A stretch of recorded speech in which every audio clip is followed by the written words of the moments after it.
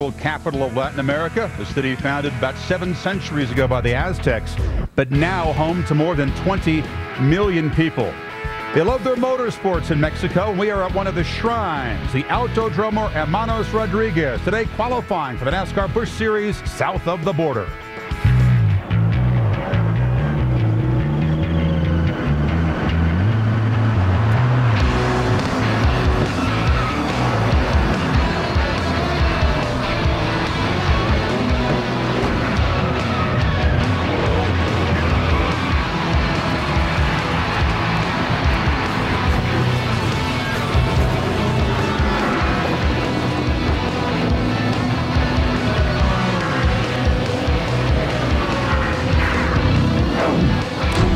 In Mexico City, it's a warm, sunny Saturday, and this is the Autodromo Hermanos Rodriguez, a flat road course, first built for Formula One, about 2.5 miles long at 7,500 feet.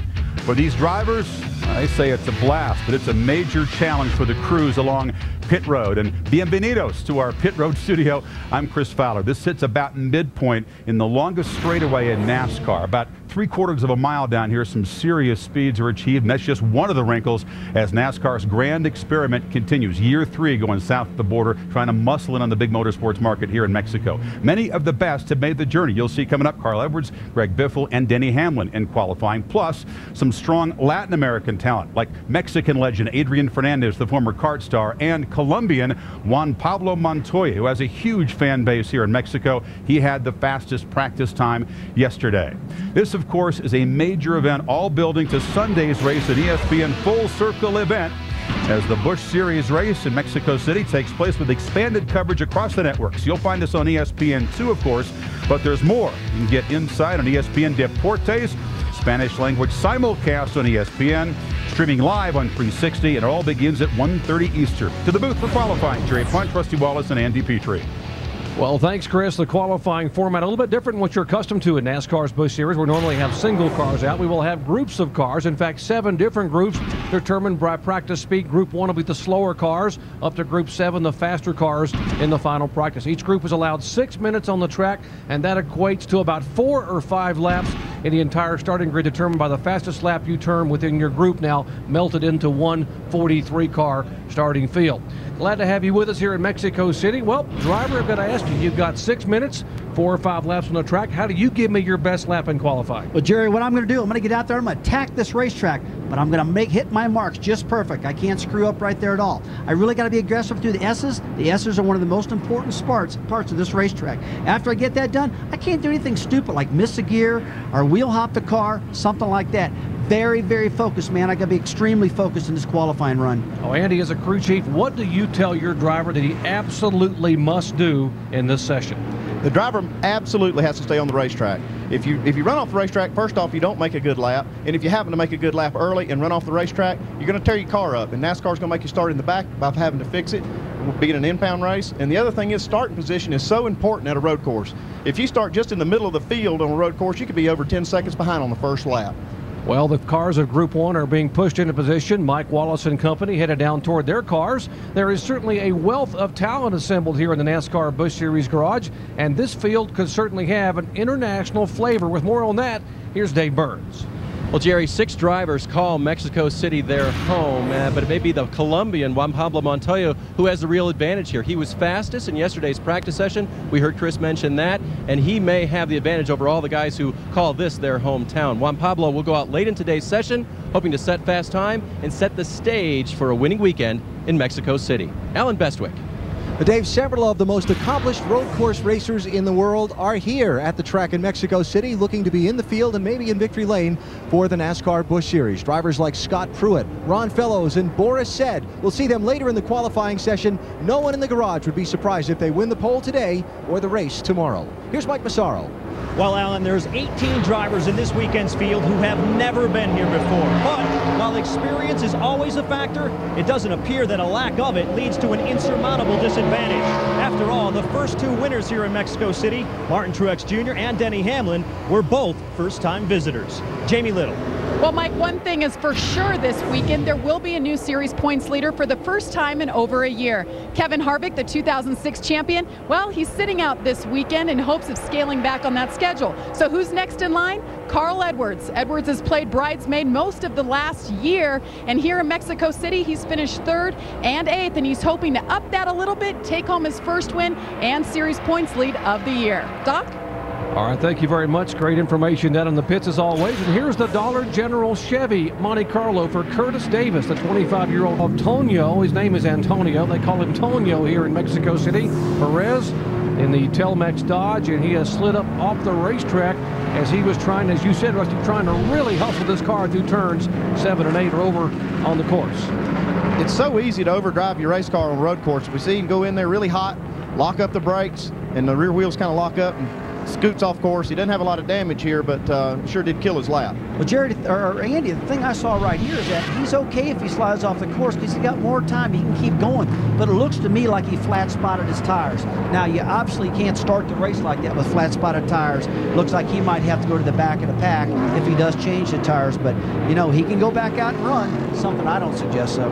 Antonio Perez, the 20-year-old driver, he's part of the Mexican Driver Development Program. They have a Mexican NASCAR stock car series, and he has been part of that. And here's a young man, Ruben Pardo, who just got this ride yesterday for Armando Fitz. His teammate, by the way, Carlos Contreras, is a 2-time sedan champion and one of the favorites for the pole. He'll be coming up later on in our qualifying session. Again, this is group number 1 on the track. There will be 7 groups of 6 or 7 cars, allowed a total of 6 minutes each. The top of your screen, scrolling across, you'll see the 44 of Pardo, then Curtis Davis, then the 34 of Brian Simo. As once again, the 68 car, the car veers abruptly right and head on into the wall. Yeah, we originally thought that maybe he wheel hopped the car and it caused him to lose control. But we went down and talked to the team, and they said the right front bolts on the right front A-frame came out and they lost control. We talked to the crew chief, that's what they told us, and that was something that's very hard to believe. Very seldom does that happen. They just didn't have the suspension bolts tightened. Because of that, they were a trouble spot. Well, I'll tell you what, though, Kyle did a great job saving that thing, because that is one of the fastest parts of the racetrack. You're all the way down to the turn 7, coming off the turn 8. He loses it there, but he saved it. Good job. We saw Greg Biffle get loose just like that and get over there in that grass. His wheels just got off in that grass, and then he hammered that outside wall. Nice and smooth there. And by the way, today, as I went by in the garage here this morning, I wished Kyle happy birthday. He turned 21 today. And he said, you know, what a day. My first ever stock car on a road course. It's my birthday, so maybe something good will happen. He grew up, you know, running Formula Fords. He ran the Toyota Atlantics for a couple of years, finished 2nd in the Atlantics, and so has some experience, but not in a heavy. Well, he got into turn 8 awful hot, and see, got all of him to mark was into the grass, and he got out later in his interview and said, why'd they put that grass there? Look at it, rips the whole left-hand side off this car. That team were crazy, getting this stuff all fixed back up, and what a hard hit, Andy. Yeah, now they're down to their last car. They got their backup car out here right now, so Greg's got to be careful not to wreck this car. This is the only one they have now, so if he'd happen to wreck this car, he'd be in real trouble. But you know what, guys? They did not get this car. This is a brand new car. They had to get it out and get it pieced together and with the engine. So he has had no laps of practice, nothing until right now. He's been on the track, what, 3 laps? Make it 4 laps. He has only 4 laps on the racetrack with this car, and currently is being shown. Off of turn 3, down into turn 4. Now we're entering the S's. The most important corner, turn 6. We just left it. A lot of straightaway speed off of turn 8 and back to the start-finish line. That's a lap in Mexico City. Now, one of the most crucial parts of the racetrack, the hairpin going into turn 1. Right here. Now look, a lot of guys slide off the racetrack and they go from 1, they go through the dirt, clear over to turn 3. I've seen guys pick up some spots right there. If they wheel hop or do something wrong, they're going to end out there in that grass. Exit turn 3, and you're back down to turn 4. Pretty complicated racetrack, pretty easy to drive. You can make a lot of mistakes here. And this track opened in 1962. We are at 7,500 feet altitude, named after the Rodriguez brother, Ricardo and Pedro. And by the way, Ricardo lost his life here in practice for that Formula One race in 1962. And you see the long and very historic history of this racetrack. So many different kinds of venues that they have hosted here over the years. Well, currently our pole steering wheel here in that turn. Well, he hit the curb just a little bit there, and he's really sawing that thing now. Jerry holding on to it because he doesn't want to get that left rear tire off in that grass and really sacrifice that lap. That's one thing you don't want to do. Those guys are really busy inside that car. They got to steer it, they got to shift it, they got to brake it. It's really a lot of work.